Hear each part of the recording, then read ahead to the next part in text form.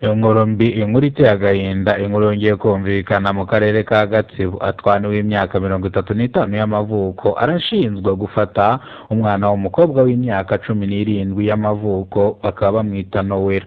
Uyu mwana w'umukobwa akavuga yuko Atwani yamushutse cyangwa yamwoheje kugira ngo bakorane imibonano mpuzabitsina, amwemerera amafaranga angana n'ibihumbi 20 by'amafaranga y'u Rwanda. Atwani yiregura avuga yuko uyu mwana mubeshyira aya mafaranga atigeze yamwemerera, ahubwo ibi bintu babikoze babyumvikanye. Uyu mwana w'umukobwa akakomeza avuga yuko Atwani kumushuka, ndetse yavuze yuko uyu mukobwa natamuha azajya amutegera mu nzira akamukubita. Uyu mwana w'umukobwa agira ubwoba, arangije ahereza Atwani niko gusambanya uyu mwana utujuje imyaka, bimugiraho ingaruka. Uyu mwana w'umukobwa nibwo yahise ajyanwa ku bitaro bya Kiziguru kugira ngo yitabweho ataza gukuramo indwara zitandura harimo sida ndetse n'ibindi bigiye bitandukanye. Nibwo Atwani yiregura avuga yuko uyu mwana w'umukobwa bari babyumvikanye, ariko amategeko aravuga yuko gusambanya umwana w'umukobwa utujuje imyaka y'ubukure ushobora guhanishwa igifungo cy'imyaka 30, ishobora kuzamuka ikagera ku gifungo cya burundu. Iyo wasambanyijwe byamugizeho ingaruka idakira cyangwa byamugizeho izindi mbogamizi, igifungo gishobora kuzamuka kikagera ku myaka 35. Atwani rero akomeza avuga yuko uyu mwana babyumvikanye mu ijwi rirambuye rya Atwani: njyewe n'uno mwana w'umukobwa dusanzwe turi inshuti kandi dusanzwe tuziranye. Uyu mwana w'umukobwa witwa Nowera akaba afite imyaka isanga 17 y'amavuko, bivuze ngo afite imyaka y'ubukure. Gusa koko mu by'ukuri se uyu mwana w'imyaka 17 urumva afite imyaka y'ubukure? Oya, icyo cyo Atwani yakishe. Uyu mwana w'umukobwa ntago aruzuza imyaka y'ubukure ku buryo yakorerwa imibonano mpuzabitsina. Igitangaje cyangwa ikibabaje, imibonano mpuzabitsina bayikoze idakingiye, niyo mpamvu uyu mwana bahise bamwihutana ku kigo nderabuzima kugira ngo barebe nimba nta kibazo yaba yahuye nacyo, aribwo bari bumuhereze imiti ituma atandura indwara zigiye zitandukanye. Atwani rero akaba yafashwe n'ubugenzacyaha RIB, akaba yatawe muri yombi akurikiranweho icyaha cyo gusambanya umwana w'umukobwa utujuje imyaka y'ubukure. Abaturage babwiye itangazamakuru yuko Atwani ni umusore wari usanzwe ukora akazi kajyanye n'ubwubatsi, bivuze yuko Atwani yari umufundi. Ubwo uyu mwana w'umukobwa yasambanyije yamuherezaga akazi mu ishasiye. Ubwo uyu mwana w'umukobwa ni umwana utishoboye cyangwa n'umwana uturuka mu muryango utishoboye, niyo mpamvu rero Atwani yari yamushukishije amafaranga kugira ngo amusambanye. Uyu mwana w'umukobwa nawe arabyemera, nibwo gukora ino mibonano mpuzabitsina. Gusa Imana yahagobotse cyangwa haje umuntu arabasangana barimo bakora imibonano mpuzabitsina ku gashyamba ku mugoroba mu masaha ashyira saa 12 z'umugoroba. Nibwo gutabaza akavuza induru, nibwo Atwani yafashwe agashyikirizwa ubutabera. Turagaruka mu karere ka Nyabihu. Mu karere ka Nyabihu umugabo arashinjwa gukubita umugore wiwe akamukomeretsa, ndetse uyu mugore bakamutera uruguma rukomeye cyane, mu gihe uyu mugabo yahise aburirwa irengero. Ariko umugore yavuze yuko hari ahantu yahise ajya, kubera ko hari ahantu ajya akunda kujya iyo bagiranye amakimbirane. Bivuze ngo yari afite undi mugore ku ruhande, niyo mpamvu yakubise uno mugore we ahita ajya kwitsimbaho kugira ngo amategeko ataza kumuhana. Uyu mugore yavuze yuko abazwa ku nkeke none umugabo wiwe wo mu karere ka Nyabihu, ndetse uyu mugabo wiwe ngo amuhoza ku nkeke ya buri munsi, ubwo akubitwa ndetse kandi atahahiwe. Ubwo abana be bicwa n'inzara, yavuga ati se kuki abana bari kwicwa n'inzara, yarangiza akamukubita nk'ingoma y'abaporoso. Ni mu gihe uyu mugabo yatangiye gushakishwa aho asanzwe yihisha, ariko umugore yatanze amakuru y'aho asanzwe ajya. Uyu mugabo akaba yafashwe agatabwa muri yombi akurikiranwa icyaha cyo gukubita no guhoza ku nkeke. Iki cyaha rero hari ingingo igihana ndibuze kubabwira ahangaha kuri Kidasamura TV Rwanda. Nimbere ubwo bwa mbere ugeze ko n'umuyoboro wa Kidasamura TV Rwanda, kora subscribe, ufungura inzogera kugira ngo tujye tubana umunsi ku munsi. N'incamake y'amakuru ngiye kubagezaho amakuru nitwa Kidasamura, urw'inkuru tubakorera gakongo. Ubwo reka amakuru yacu twerekeze mu karere ka Gatsibo, mu murenge wa Kiziguru, mu kagari ka Gakomero, aho Atwani ashinzwe gusambanya umwana utujuje imyaka y'ubukure y'ubukure umwana witwa Nowera ufite imyaka isanga 17 y'amavuko. Gusa Twani ikintu yireguzaga ni kimwe, avuga yuko uyu mwana babyumvikanye cyangwa iyi mibonano mpuzabitsina bayikoze babyumvikanye.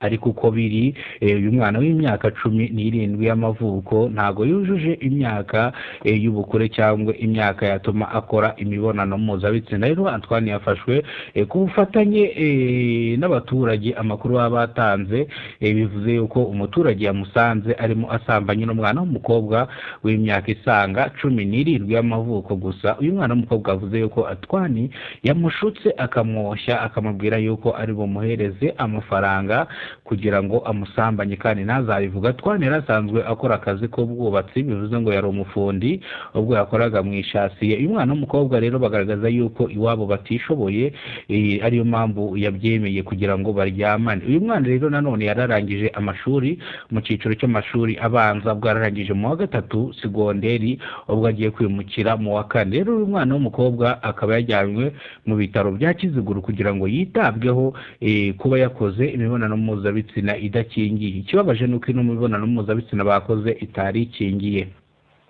Bivuze ko rero umwana yahise ajyanwa ku kigo nderabuzima cya Kiziguro kugira ngo yitabweho 5 kuri kagenzi kako. Abaturage bavuze yuko Antoine ni umusore wari uraho ngaho usanzwe, gusa iyi mico ntiyagiraga cyangwa ubucakura nk'ubu ngubu cyangwa ububandi nk'ubu ngubu ntabwo yabugiraga.